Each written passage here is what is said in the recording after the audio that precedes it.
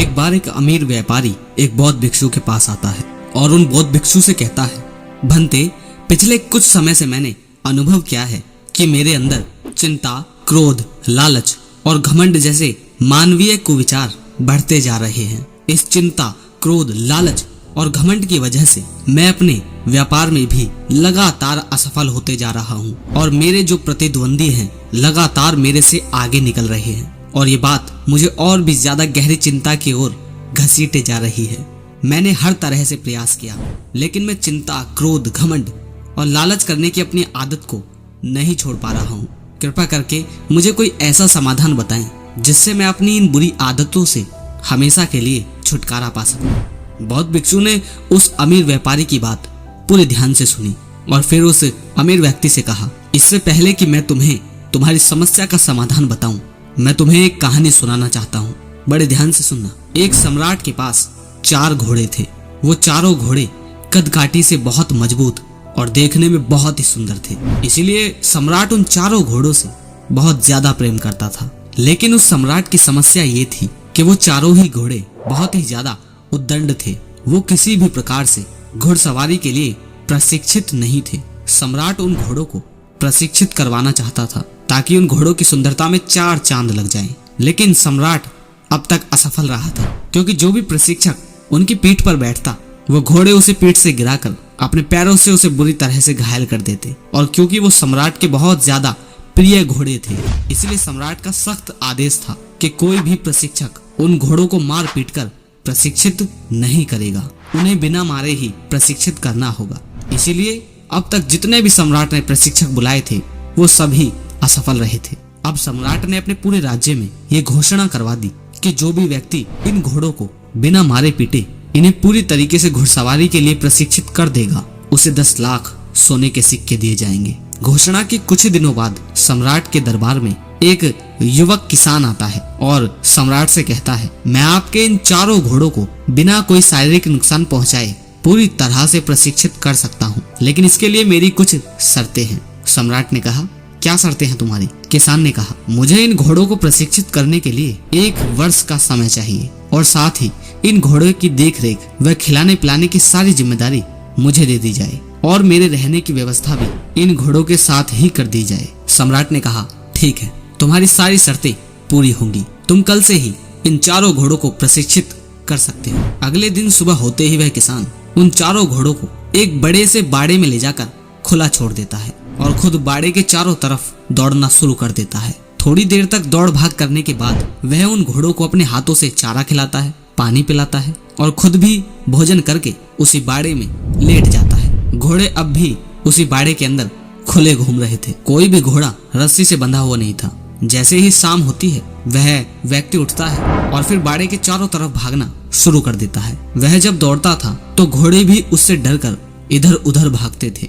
जब रात हो गई तो वह व्यक्ति घोड़ों को खिला पिलाकर रस्सी से बांध देता है और खुद भी उन्हीं के पास सो जाता है। सुबह होते ही वह किसान फिर उन घोड़ों को बाड़े में ले जाकर खुला छोड़ देता है और खुद बाड़े के चारों तरफ दौड़ने लगता है। घोड़े भी इधर उधर भागने लगते हैं। अब यही उसका रोज का नियम बन गया है। वह किसान दिन भर घोड़ों को खुला छोड़ता, उन्हें नहलाता, खिलाता पिलाता, प्यार से पुचकारता, उनके साथ खेलता भी और फिर जब रात होती तो उन्हीं घोड़ों के साथ सो भी जाता। धीरे धीरे वो घोड़े भी उस किसान के साथ घुलने मिलने लगे। उन्हें लगने लगा कि ये जो किसान है उनका मित्र है, क्योंकि जब से ये किसान आया था घोड़े खुद को आजाद महसूस करने लगे थे।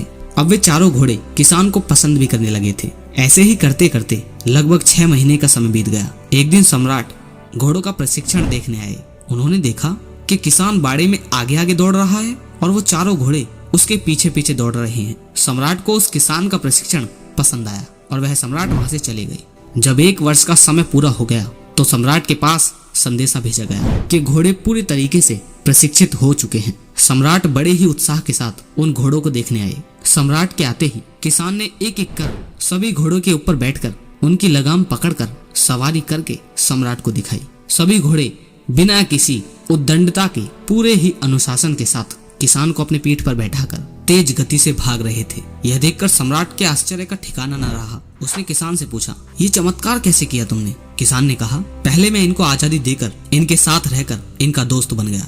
मैं हर रोज बाड़े के चारों तरफ अकेला दौड़ता था।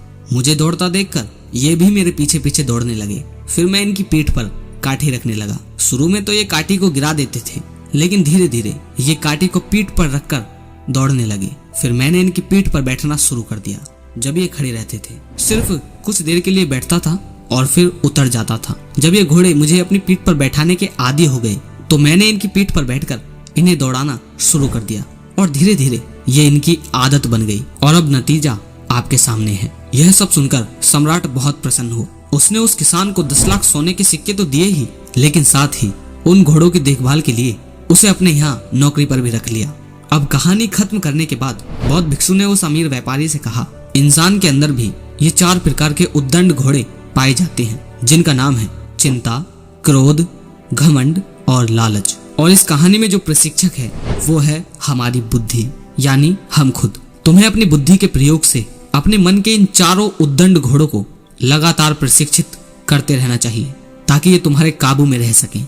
लेकिन इसके लिए तुम्हें पहले इनसे दोस्ती करनी होगी, यानी इन 4 की कार्य प्रणाली को समझकर इन पर लगाम लगानी होगी और ये धीरे धीरे ही संभव होगा। तुम अचानक से इन्हें अपने वश में नहीं कर सकते। जैसे कि पहला उद्दंड घोड़ा चिंता। चिंता करने से समस्या और उलझती है, जबकि चिंतन करने से उसका समाधान निकलता है। यह बात अपनी बुद्धि के द्वारा तुम्हें अपने उद्दंड मन को समझाने का प्रयास करना चाहिए। तुम्हें अपनी सकारात्मक सोच के साथ चिंता करने में नहीं, बल्कि समस्या का समाधान खोजने में अपना समय लगाना चाहिए।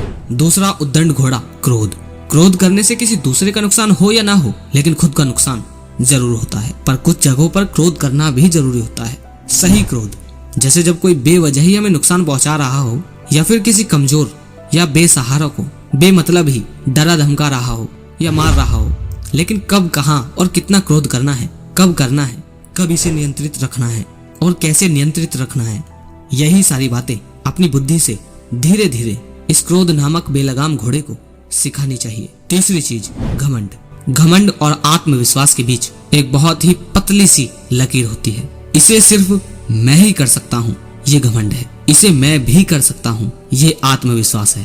तो घमंड और आत्मविश्वास के इस अंतर को अपनी बुद्धि के द्वारा अपने मन को समझाना चाहिए। और किसी को अपने धन, ताकत और सुंदरता का घमंड है तो उसे अपनी बुद्धि के द्वारा अपने घमंड नामक घोड़े को ये समझाना चाहिए कि मुझसे पहले बहुत से लोग हुए जो मुझसे भी कई गुना ज्यादा सुंदर, बुद्धिमान, ताकतवर और धनवान थे, लेकिन आज वो सभी मिट्टी में मिल चुके हैं। यह सब स्थायी नहीं है, यह सब हमेशा नहीं रहने वाला। इस बात को अपनी बुद्धि के द्वारा हमें अपने घमंड के घोड़े को समझाना चाहिए। और चौथा कुविचार लालच। लालच ज्ञान का हो तो अच्छा है, लेकिन अगर लालच अज्ञानता का हो तो बुरा है। लालच ज्ञान से, बुद्धि से और अपनी मेहनत और ईमानदारी से धन कमाने का हो तो अच्छा है, लेकिन अगर लालच चालाकी से, धोखे से, जल्दी से और गलत तरीके से धन कमाने का हो तो बुरा है।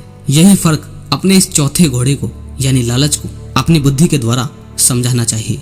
अंत में बौद्ध भिक्षु ने व्यापारी से कहा, मेरी इन सारी बातों का अर्थ केवल इतना है कि अगर तुम अपने अंदर की बुराइयों को खत्म करना चाहते हो तो तुम उन्हें समझकर धीरे धीरे अपनी बुद्धि के द्वारा उनसे छुटकारा पा सकते हो। इसके बाद उन बौद्ध भिक्षु ने अपनी आंखें बंद कर ली और वह अमीर व्यापारी उनका धन्यवाद कर वहां से चला गया। उसे अपने सवालों का जवाब मिल चुका था। क्या आपको भी आपके सवालों का जवाब मिला? अगर आपको ये वीडियो पसंद आई है तो मुझे कमेंट पे जरूर बताएं। मिलते हैं अगली वीडियो में। धन्यवाद।